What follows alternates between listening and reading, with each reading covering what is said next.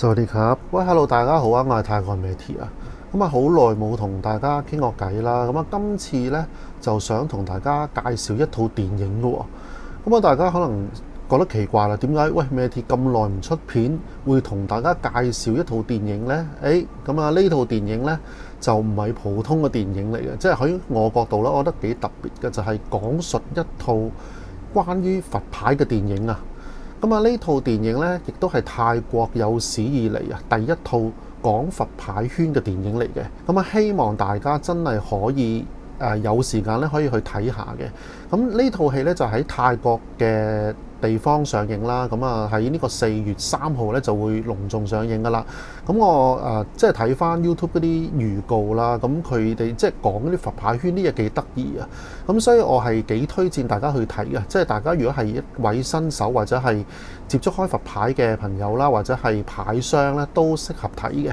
咁啊，如果大家睇咗呢套電影咧，就會更加了解佛牌圈嘅運作嘅。咁陣間咧，我會介紹下呢套電影講啲乜嘢嘅。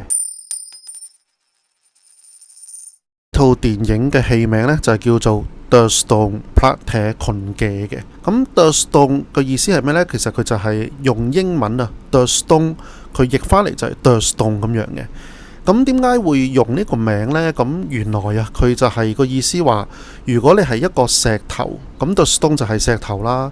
咁如果你唔了解呢塊石頭嘅價值嘅話呢，咁你係唔知道當中嘅運作係點嘅。咁換句話嚟講，就係話佢係代表咗一尊佛牌。咁如果你係行外人嘅話，你如果唔了解呢尊佛牌，可能你只係當佢一嚿好普通嘅石頭啊，咁冇乜特別嘅，咁你就覺得佢冇價值。咁但係如果你代入喺佛牌圈入面，佢呢嚿石頭呢係可能價值連城嘅，咁你都唔知道嘅。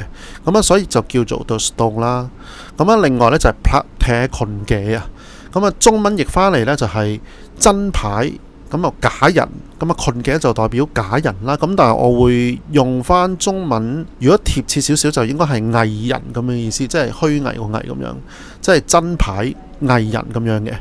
咁啊，呢個呢就係個戲名個意思啦。咁我唔知將來香港會唔會上映啦，但係我嘅認知呢，香港或者亞洲地區上映個機會比較微啊，因為佛牌圈呢一樣嘢呢，喺即係各大嘅地區啊，咁我諗係嗰個比較小眾啲嘅個受眾，咁我估應該即係上映嘅機會微啲，咁唯有大家有機會嘅就唯有去泰國睇，或者即係可能遲啲等上網睇咯，我唔知啦。咁如果你大家去泰國睇嘅話呢，咁希望會有英文字幕啦。咁大家都唔識泰文啦，咁所以就希望佢會有英文字幕啦。好啦，咁啊講翻套戲個內容先啦。咁其實拍攝呢套戲嘅導演啊，咁就係呢一位啊。咁佢就曾經有人問過佢嘅，點解要會拍攝呢套電影呢？咁樣咁原來有呢位導演呢，就係話佢當時就係得到一尊嘅昆平佛牌，咁就係喺屈白麗麗做嘅一尊嘅昆平佛牌嘅。咁佢呢就覺得咦幾得意喎，呢尊佛牌即係戴起上嚟又幾好喎。咁於是呢，佢就再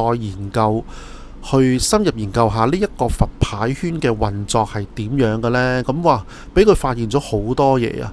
咁原來呢，佛牌圈佢係一個龐大嘅一個產業嚟嘅。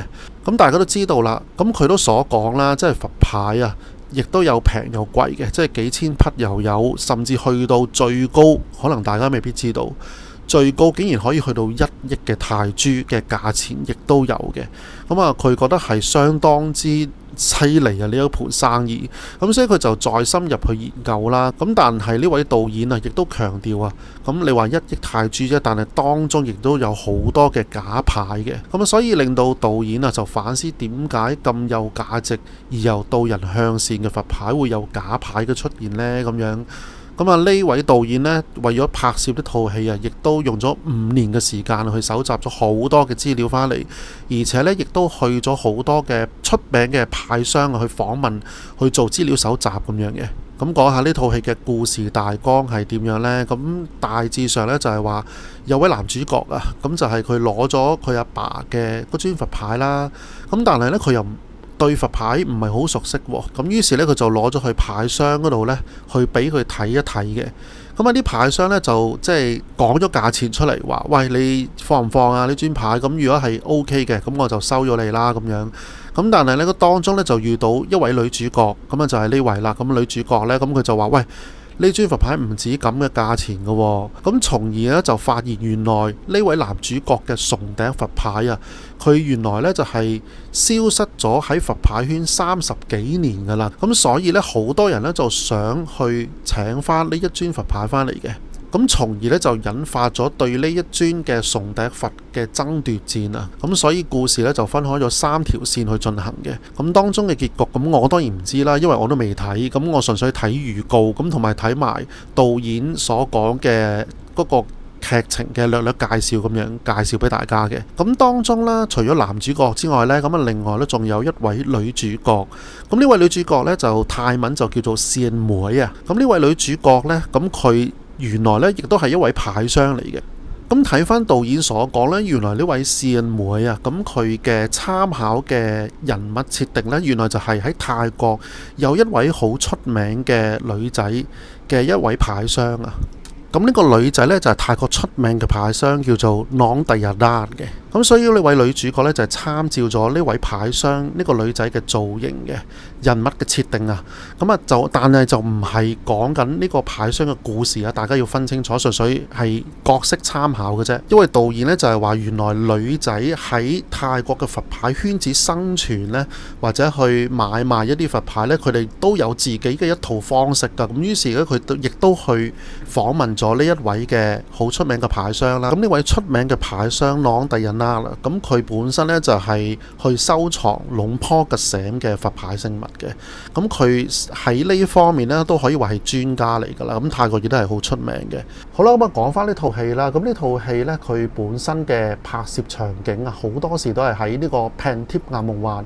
咁 Pantip 係咩地方呢？大家可能都知噶啦，就係喺泰國一個好出名嘅佛牌集中嘅市場，一個商場咁樣嘅。咁啊入面咧有好多嘅牌商喺入邊嘅。而最得意呢，就係呢套戲啊，佢係混雜咗喺泰國嘅真實嘅好出名嘅牌商係客串咗喺入面嘅。先唔講有邊幾位嘅真實嘅牌商，即係又喺入邊客串啦。咁佢呢套電影入面嘅預告呢，咁啊當中呢，就亦都影咗一啲嘅招牌出嚟嘅。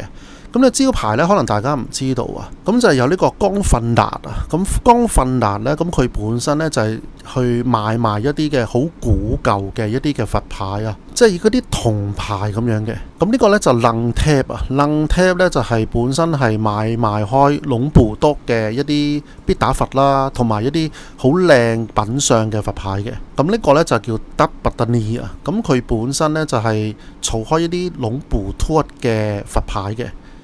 哇！咁啊呢位牌商大家應該唔會陌生嘅啦，就係 Boy Top 鎮啊，咁啊最頂流嘅泰國牌商噶啦。咁佢亦都有客串嘅喎。Ian Patek 啊呢位，咁啊如果大家儲開龍布多呢，咁佢亦都係喺龍布多呢一個界別係好出名嘅。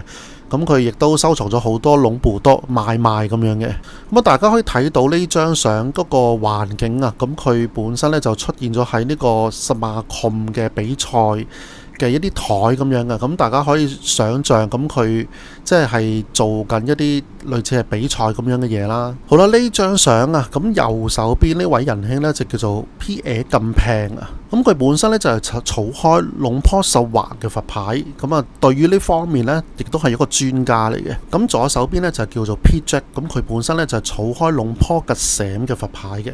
嗱，我講緊以上嘅人物呢，真係真實嘅牌商嚟㗎，泰國嗰邊唔係演員嚟㗎，係真係喺泰國嗰邊係好出名嘅牌商嚟嘅。亦都有呢一位啦，呢位就叫做朗坤啊。咁佢本身呢，就係龍坡掟嗰條拉嚟嘅。咁啊，大家睇到呢張相啊，咁左手邊就係演員呢，右手邊大家唔會陌生噶啦，就係鬍鬚佬啊，披一琴噴。咁所以呢套戲呢，係好得意嘅，就係當中混合咗真係真實嘅牌商落去客串呢套電影嘅。